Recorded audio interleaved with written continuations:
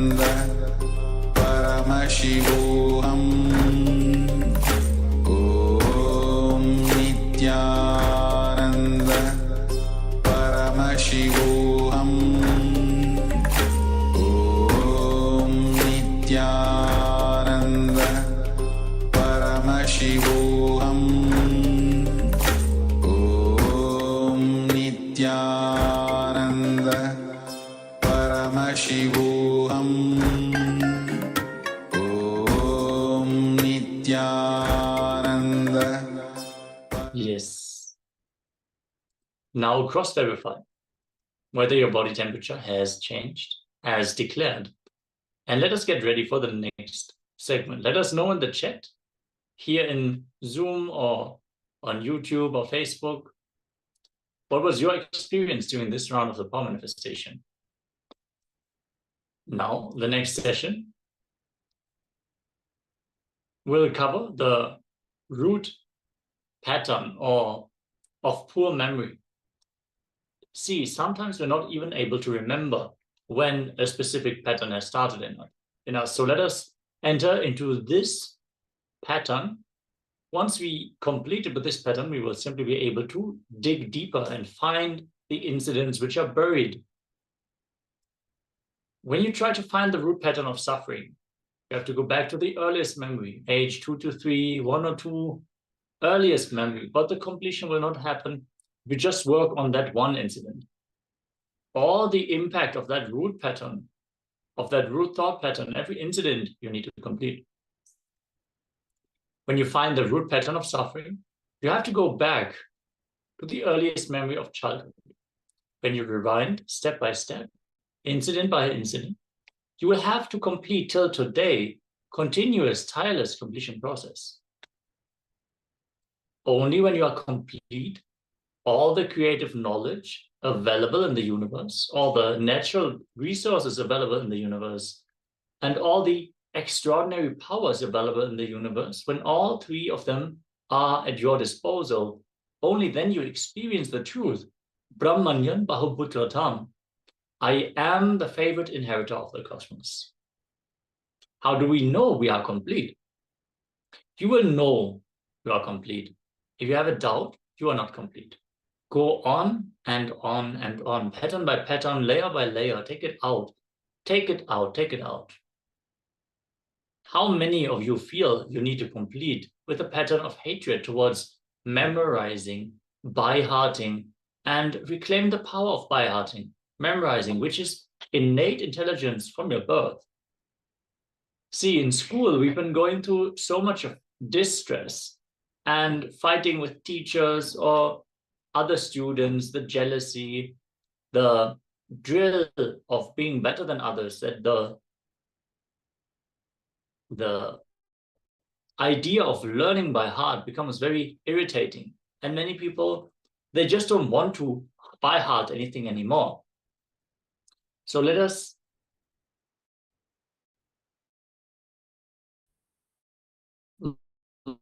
look in.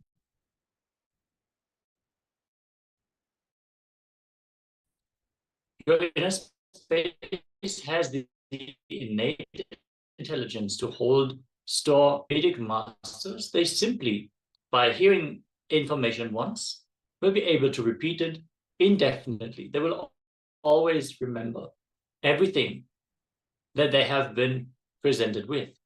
When you can capture all your sufferings and keep it, you capture so vividly who is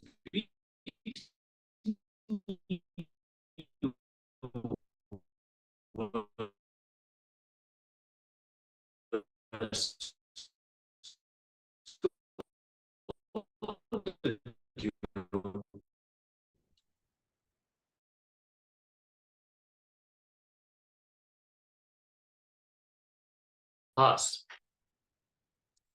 If you do the sincere completion, you will be able to just reclaim this lost memory. So how do we do that? Let us have a deeper look in this very powerful process.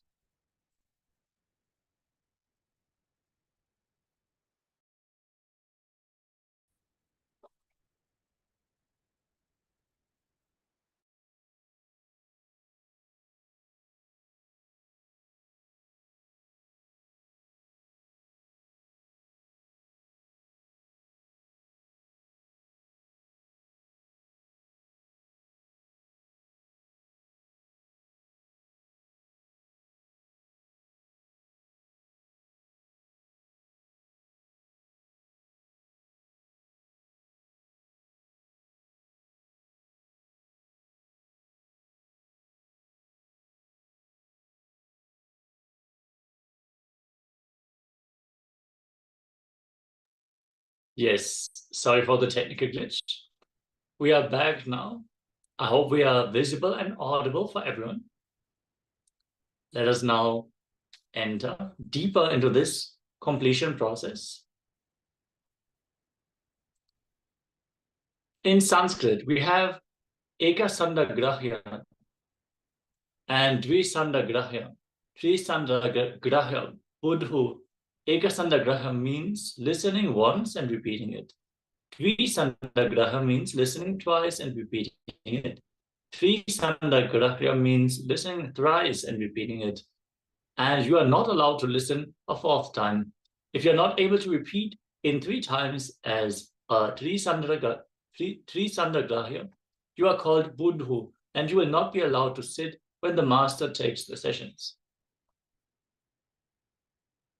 Because you have been given a wrong idea that your mind has only a certain amount of capacity, like Gmail, email, and all your mail memory storage, some gigabyte, megabyte, but you need to know your brain is not a hardware where the gigabyte memory is restricted to the size and shape available. It is a software to the cosmic memory. It is a high-speed connection, access to the whole cosmic memory. This shift has to happen in you, this understanding. This click needs to happen.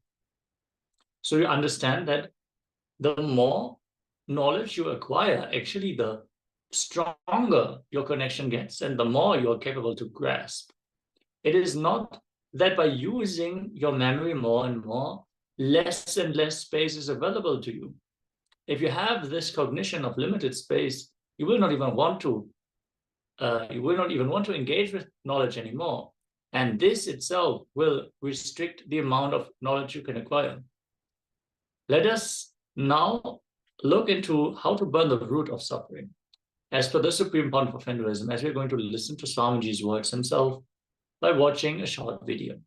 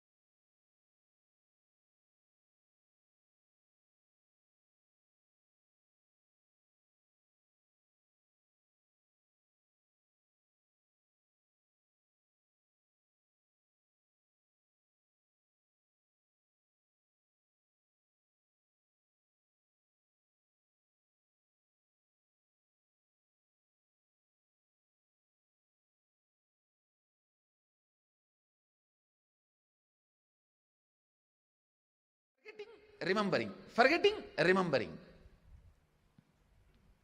And sometimes you will even write it on the wall. Next time when I have this problem, I should remember this solution. You write it on the wall or tattoo it on your body, anything you do, again you will forget.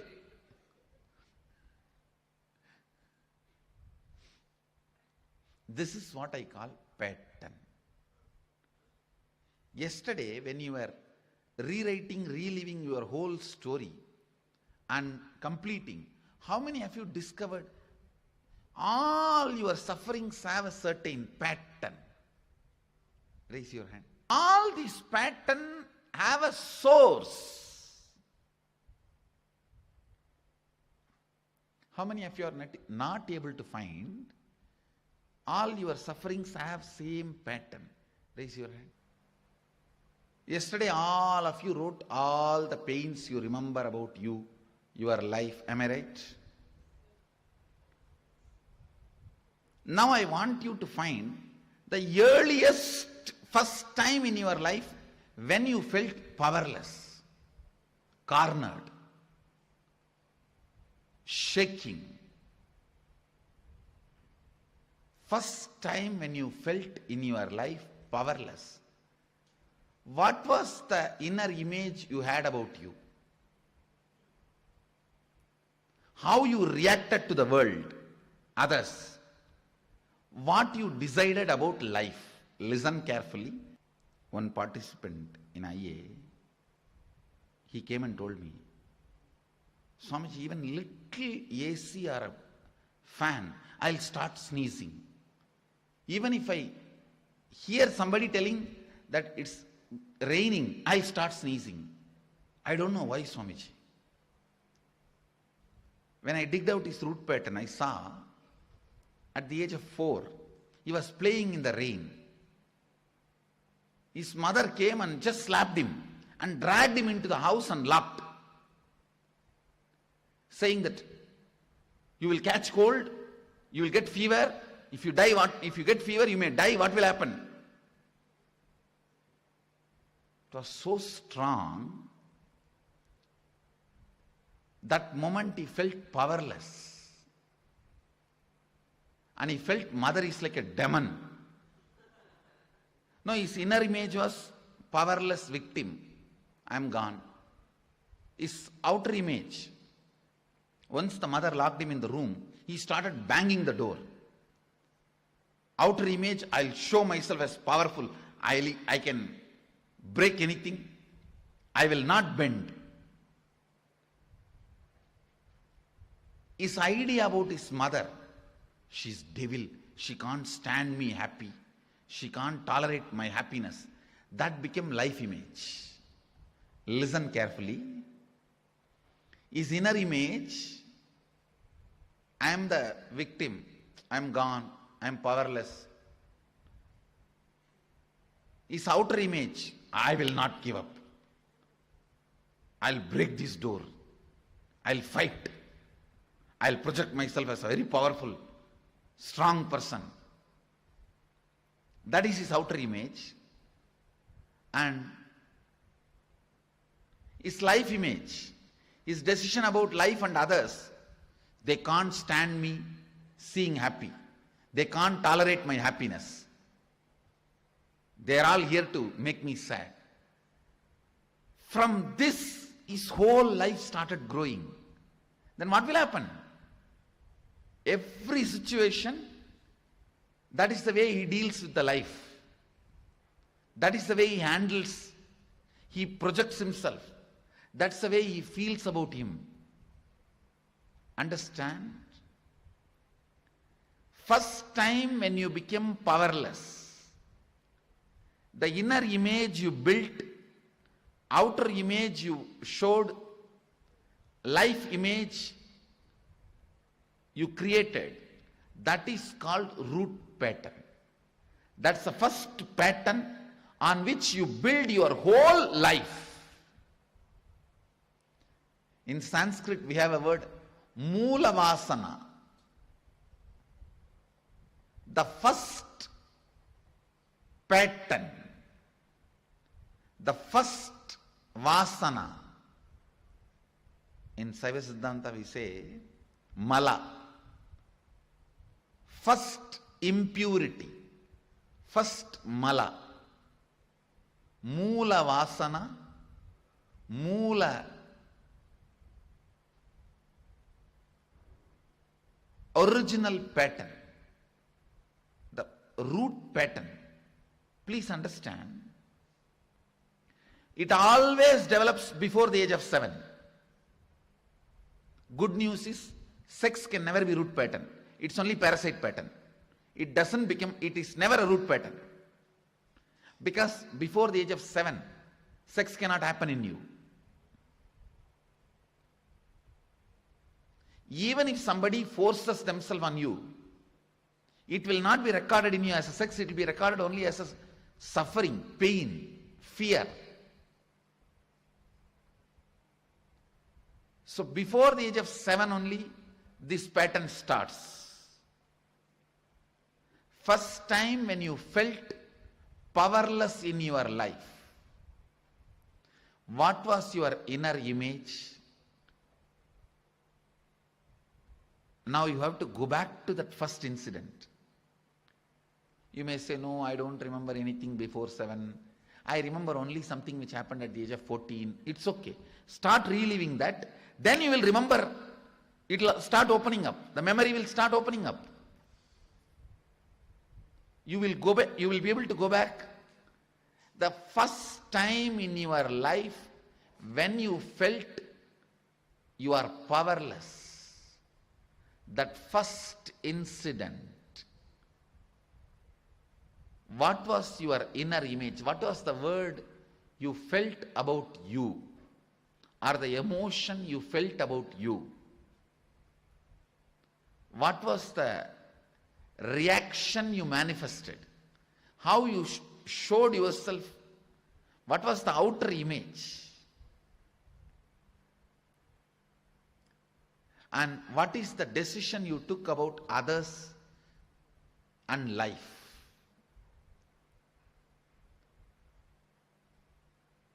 I'll give you a few minutes.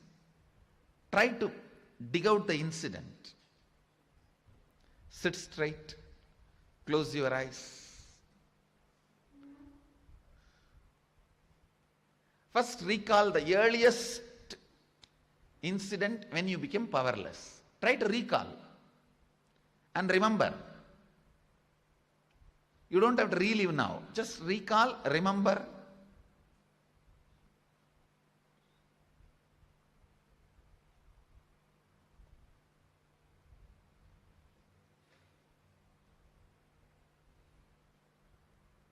Once you are able to remember vividly, pen down. Pick up your paper and pen. The moment you are able to remember, vividly pen down. Where the place, how the place was smelling, what was the dress you were wearing, what was your age, who were all in the scene, the house structure, the place, everything. Try to vividly pen down.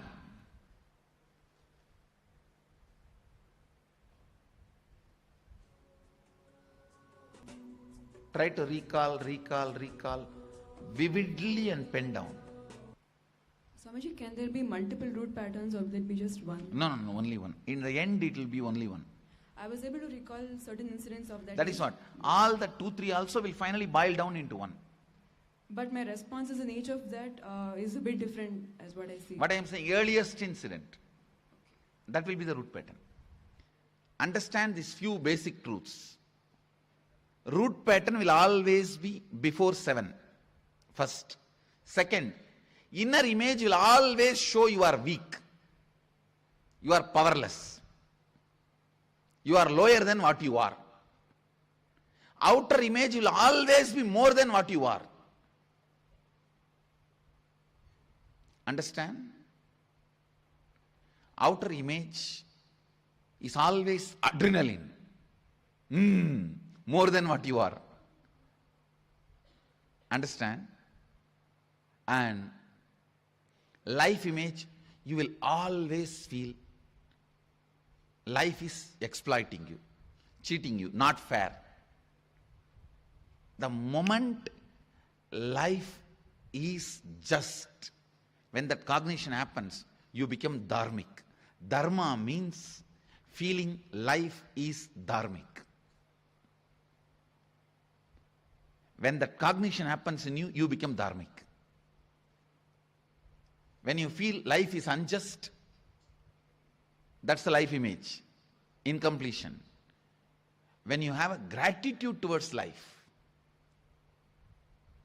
that is devotion. Understand? When you feel life is unjust, it is incompletion. When you feel life is dharmic, you become dharmic. When you feel life is showering, it becomes devotion. But in root pattern, it will always be life is unjust, life is exploiting, life is cheating.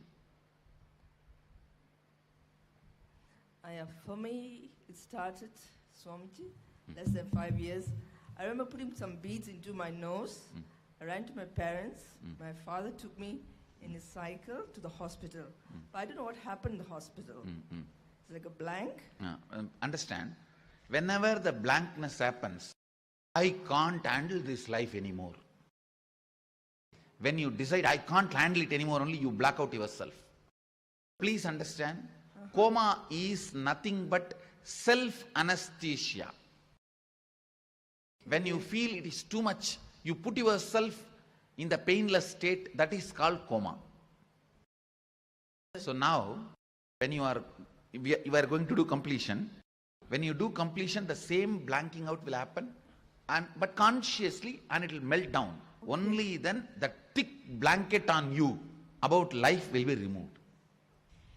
So I'm pretty certain I know the general event, but I can't remember sort of an incident from that day. It has to be incident. It is not. It cannot be event. It has to be incident. Okay. Only from there it starts. But if I remember sort of the feeling, but not the incident, No. does that count? No. Understand why I am giving so much importance to root pattern? You will understand. Listen. It has to be an incident. Why I am giving so much importance? Because once you complete with your root pattern, not only you will be relieved, everyone around you will be relieved. Because just that root pattern, you torture you and everyone around you. All the torture you bring for everyone around you is this root pattern. With the root pattern, you become demon for you and for others. Once you complete the root pattern, you become God for you and for others. I am here to help everyone to catch the root pattern. I tell you, the moment it is completed, the kind of a freedom and relief you will feel, you will jump up to the roof.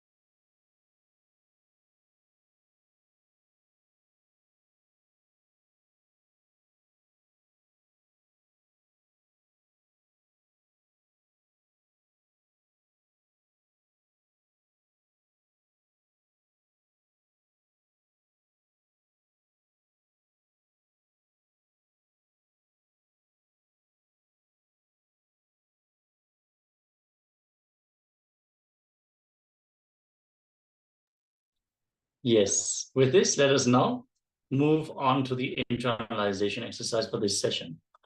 As we just learned about how to find the root pattern of poor memory, let us enter into the internalization, where we apply the knowledge that we just received to the existing thought currents in our inner space. Requesting all the participants to please keep a pen and paper ready so we can session.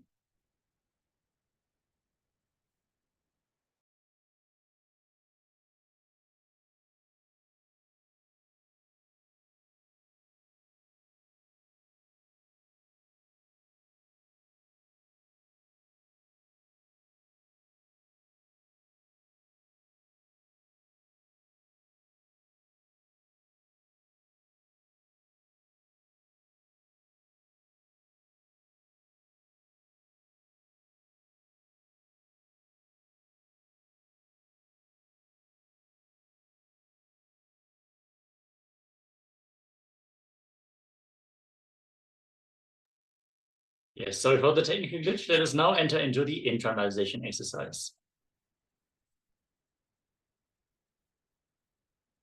To awaken the power of innate intelligence, find out who first taught you, whether your school or teacher, parents or uncle, who taught you. If the information volume increases, you will not be able to remember.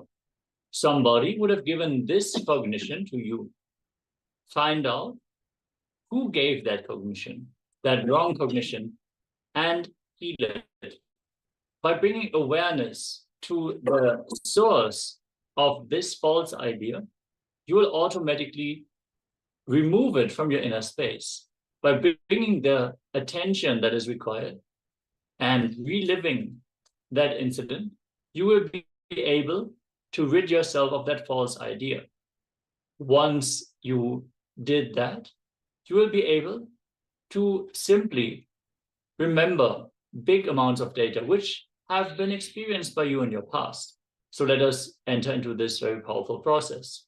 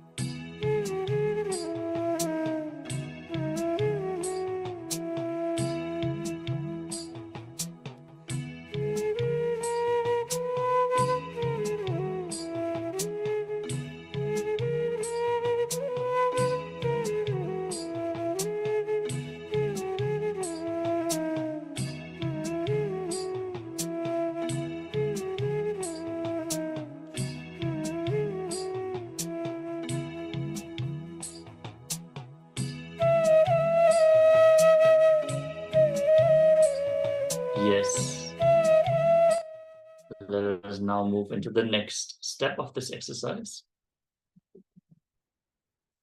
Dig out the root pattern where you have been taught memory functions based on volume. Go back and dig out the root pattern when you have been given the cognition, when you have been taught memory capturing, storing, reclaiming, restoring functions based on the concept of volume. Yes. Let us take just a few more minutes and pen down the moment when we receive this incompletion, this powerless cognition about ourselves.